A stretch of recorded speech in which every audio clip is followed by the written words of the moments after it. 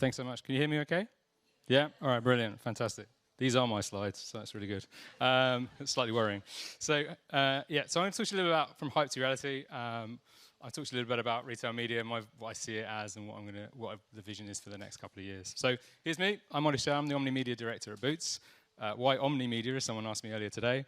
It's because I look after both parts of our media at Boots. So I look after both Boots' media team, which some are here today, and also Boots Media Group, which is our retail media group, who are also here today as well. So about 2 years ago, I joined Boots, and I took the role as Omni-Media director. And there was a lot of hype around retail media, and I just want to dispel something very quickly. So retail media has been around for a very long time. If you look at the picture on the left-hand side, this is a picture, if you type in Google, retail media 1960s, this is what appears. It is a picture of a store. It is a picture of some lovely point of sale here. That is retail media, and it has been around for a very long time. And it's existed in Boots for a very long time. It's not new, retail media. But what is new is the headlines that exist on the right-hand side. And that is all the headlines that you're all seeing, that my boss is sending me, that my CEO is sending me, saying, have you seen how big this retail media thing is? It's bloody enormous, right? So ad revenue suggested it will surpass TV by 2028. Absolutely massive. Walmart ad revenue grew 30%. It's $2.7 billion business in the US, right? It's buoyed by profit margin. And retail media will be a £130 billion industry for ad tech. So huge amount of hype around retail media. So is there anything behind it? So I'll take you back 2 years. So when I started at Boots, I told my dad, Dad, I've got a new job, like all sons do with their fathers, looking for, oh, that's great. Yeah. So he said, what are you doing? I said, well, actually, what I'm going to do is I'm going to work at Boots and I'm going to look after retail media. And he said, what are you going to do? Like put together flat pack and put stuff in stores, right? That's what you're going to do, isn't it? And so I said, no, Dad, it's nothing like that. But I think that was the perception of retail media maybe 2 years ago. And I think what you see now is the explosion of the interest generated by the headlines in the first slide I showed you. And what you see here is from Cannes 2 weeks ago, and hopefully also why I'm standing here today to talk to you guys, is there's a huge interest in retail media. Two weeks ago in Cannes, there were two topics that everybody wanted to talk about. One was retail media, the other, unsurprisingly, was AI, and I'm sure you're going to hear a lot about that this week.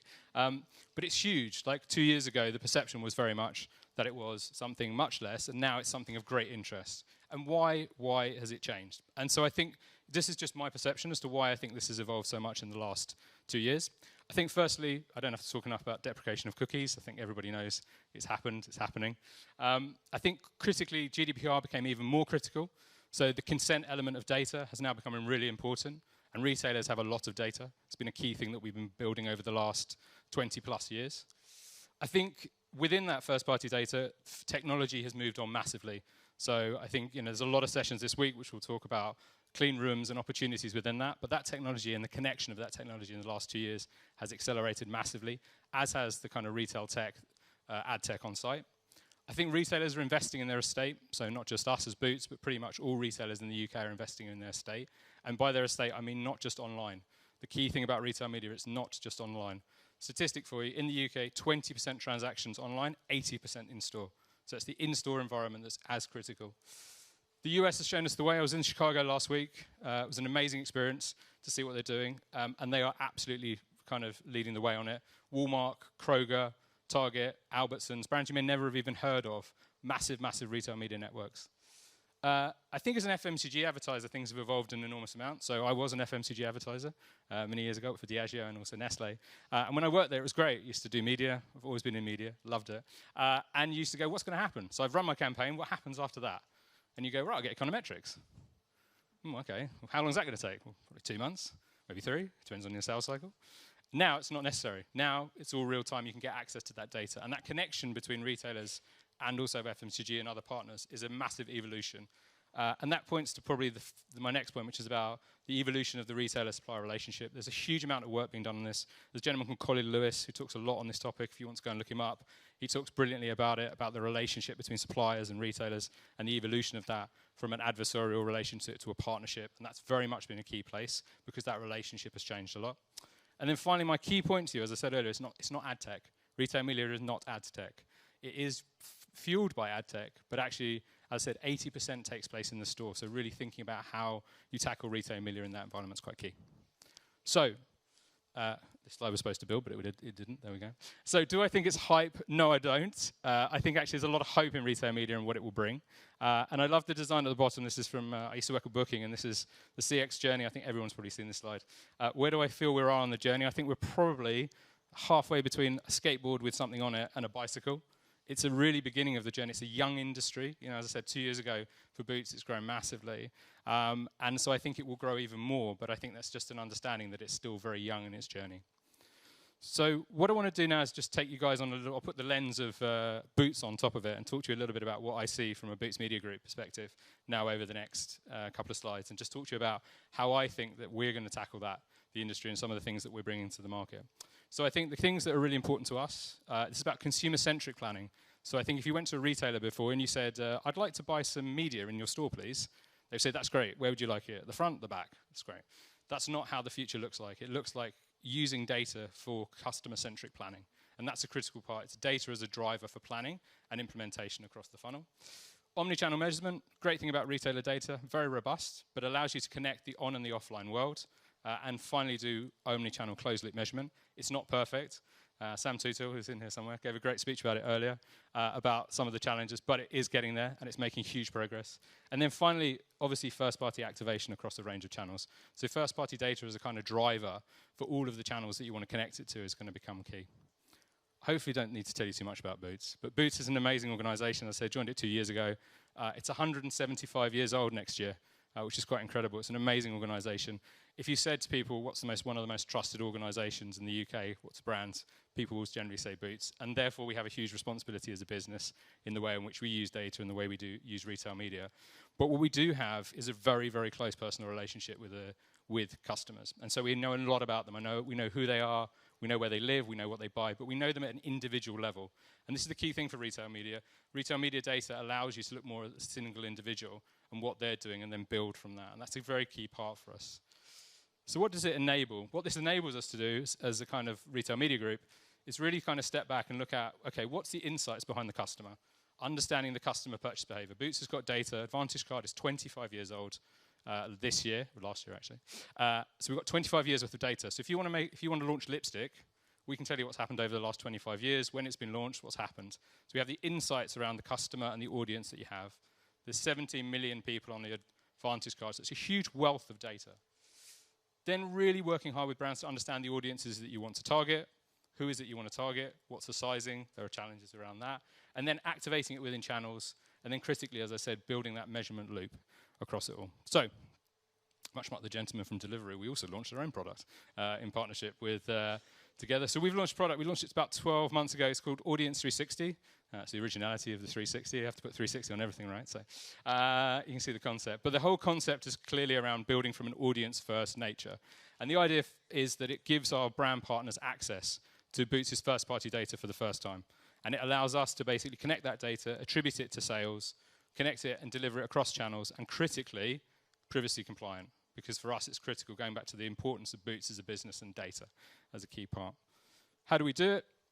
We do it, and what that means for retail media is we start basically with 3 pillars, and this is how we build it out. So we start with the consented, because obviously, due to GDPR, we have to be consent compliant. The second part is we work very closely with 2 core partners, LiveRamp and InfoSum. We work really closely with them to connect that, and now what we've done and built out is the ability to connect that data into about 20 to 30, and hopefully soon 40 media partners that you can connect all that data into. And then we have about 200 plus always-on segments that you can target with. So it's a really advanced tool that we've built, but the ambition in the future is much broader. So actually where we want to go is much broader than that. And so some of you may have seen we announced a partnership with ITV that we did earlier this year, where we connected Boots' data to CTV for suppliers. We're going to do the same with Channel 4. Probably going to get shot for saying that, probably not announced it yet, but we're, my team are all looking at me going, oh God, don't say anything anymore. We're going to announce it very shortly with Channel 4, and then hopefully there's one missing, which we're also working on.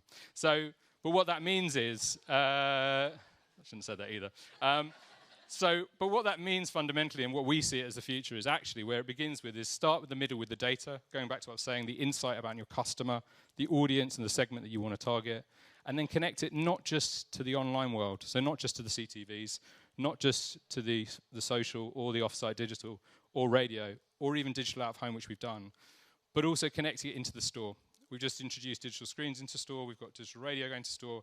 There's a programmatic digitalization that's coming to the retail media landscape. And eventually, our goal fundamentally is to allow audiences to be bought against whichever part of the store that you would want. And more critically, then measured to understand the effect. So you think, God, Ollie, that sounds really good. You can actually do that. Yes, this is all pretty much doable already. What have we done already? This is just a touch of what we've done so far. So Boots Media Group today offers 60 touch points that you can buy against. We work with about 500 plus brands, and this year we'll deliver over 3,000 campaigns. This is just some of the activity that we've run. And to give you a flavour of the type of activity that we're going to run going forward, this is just a campaign for Fenty that we recently done. So Fenty, huge brand, obviously Rihanna's brand, that she works very, very closely. We work with the Fenty brand really, really closely. And Fenty came to us and said, we want to launch a new activity, we want to launch a new product, and we also want to launch a way to find the face of Fenty. And we want to do it with you, with Boots. And so what we did is we worked with Fenty to understand the audience, understand who it is that was the Fenty brand buyer, but also understand how we can grow their audiences for them and their brand for them. And then what we did is we took that first-party data, took it across all of the activity that you see here. So not only the store environment, email, social, but also taking it into digital out-of-home, so connecting it to digital out-of-home, as well as a taxi and outside of Boot Store, which is classic, right? So, and then also experiential. So I think what you're seeing there is what I was touching on earlier, which is that evolution from channel buying. So if you look at it 12, 24 months ago, you would have bought one channel. You might have bought email or social. What you're seeing here is a collective and kind of more media planned, kind of first-party data-driven approach. So, all right, you're thinking it also sounds good. Here we go. But we need to learn from the past. Unfortunately, you will probably gather that I've been in media quite a while. I feel like there should be an R there. And I've seen many false dawns. The year of the mobile, programmatic, many others I probably shouldn't even mention. But there is some stuff that we as retail media people need to do. And what's really critical for us to be successful for the future is about basically 4 key things. One is about standardization. We're working incredibly closely with ISBAR and the teams around understanding how do you standardize this. Because if I'm an FMCG advertiser, how do I know the difference between what someone from one retail media network is offering versus another? What's the attribution window? What's the performance? So the standardization is really important. Secondly, real-time reporting. I think it's pretty standard. We expect that now as advertisers to have that. And the third and fourth is about incrementality. So really understanding what is that campaign delivered? Is it incremental to the delivery that I've got? And then finally, it's omni-channel measurement. So it's not just that measurement that is kind of in store, online, which we can offer now, but it's closing the loop on it. And I really believe we need to do this for 2 reasons. One is to drive effectiveness, to prove out the importance of retail media, but secondly is trust. I'm a big believer in trust. And if you can't showcase everything you're going to do, we're not going to grow this industry. So this is what will derail the hype train. This is the reality if we don't get this right as the retail media people. 2 more slides from me. This is probably the most important slide of all. So the customer sits at the heart. The customer data that is going to power retail media for the future is the future gold for all retailers. It's critical. And if you do anything wrong with that kind of puts that at risk, that's a massive risk for a company. So data integrity is critical for the future. And as retailers and as brands, we need to be very cautious with that. As retailers, if we try to monetize it too much, it will derail the hype train. So if we try and sell data, if we try and make this go faster than it should do or in the wrong direction, that will be a reason why it may not be successful. And as brands, thinking about how we use this environment in the right way is really critical. And as I said earlier, it's the partnership between these two that will be really critical for the customer going forward. So, last slide for me, and then maybe, I don't know how I'm doing for time, Ben, am I all right? I'm good? Good. All right, good. Thank you. I'm slightly worried I had too many slides. It was going to go on for too long. But I'll take some questions. So just a couple of thoughts from me. I think, as I said, I don't want to make the same mistakes as retail media as we've done previously in other areas like programmatic. I think it's, again, customer at the heart is critical. That's not just for what we want to do with data, but also about how we think about retail media. It's customer-centric rather than channel-centric. I think the partnership between brands and retailers, as I said, is an evolutionary process. Definitely, if you're interested in this space, please go and read about it. This is a really critical evolution that's going to take place. Retailers and brands don't normally haven't had perfect relationships in the past. I was a trader in my former life. It's probably a long story for glasses of wine, but it's a very different relationship now that we have with our brands than we did when I was a trader. The industry is at the beginning. Going back to my slide, it's really early. It's growing massively. There's huge hype around the potential, but there are potholes that we need to try and make sure we avoid. And secondly, lastly, if you haven't started yet, please start. please come and talk to us. Come talk to the team. They're here this week at MadFest. Come and talk to me. And then that's it from me. So thank you guys very much.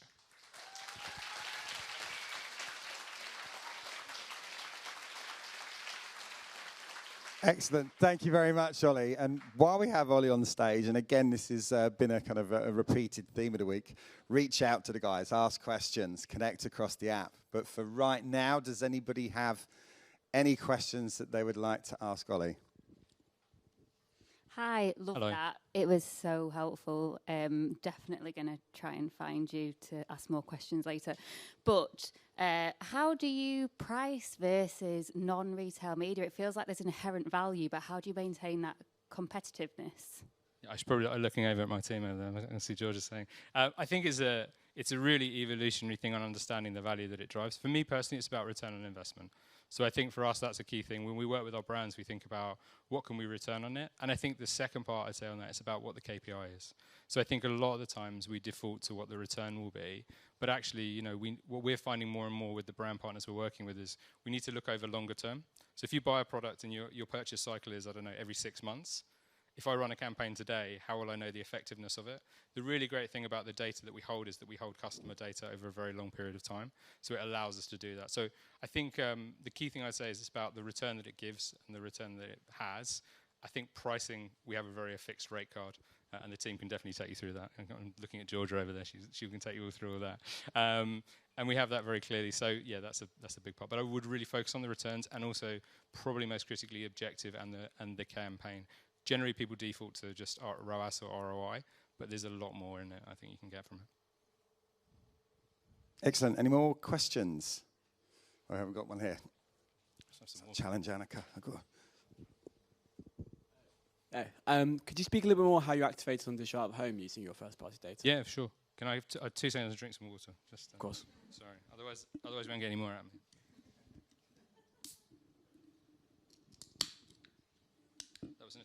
That's an attempt not to spill it on myself. So yeah, digital out of home, we work very closely with a number of digital out of home providers. We've got a number of ways of activating it. Most simply, we have the connection between our first party and them through the partners that I've talked about already, where we can connect with them to understand the effect of where our audiences are. There are some other elements that we're working on around store footfall traffic, which we also have available. And we also have the availability and understanding of our own digital screen environment. So which we've just stood up in store. We've just launched 350 stores with screens in them. So that's kind of the integration we're doing. We're doing more and more deeper integrations to look at how we're going to do it for the future. But that's definitely been part of it. The other big part of it, which I should say is, because obviously I look after both sides of the Boots media and also retail media, a lot of the stuff we've trialled at Boots. So a lot of the stuff that you might have seen in some of the campaigns over the last while has also then been taken across into what we've done with that. So yeah, data integration, and then also we're looking at things like geo-targeting and other things on top as well. Great, thank you. Is that it? Fantastic. Again, I think if we give another round of applause to Ollie, thank you very much for playing.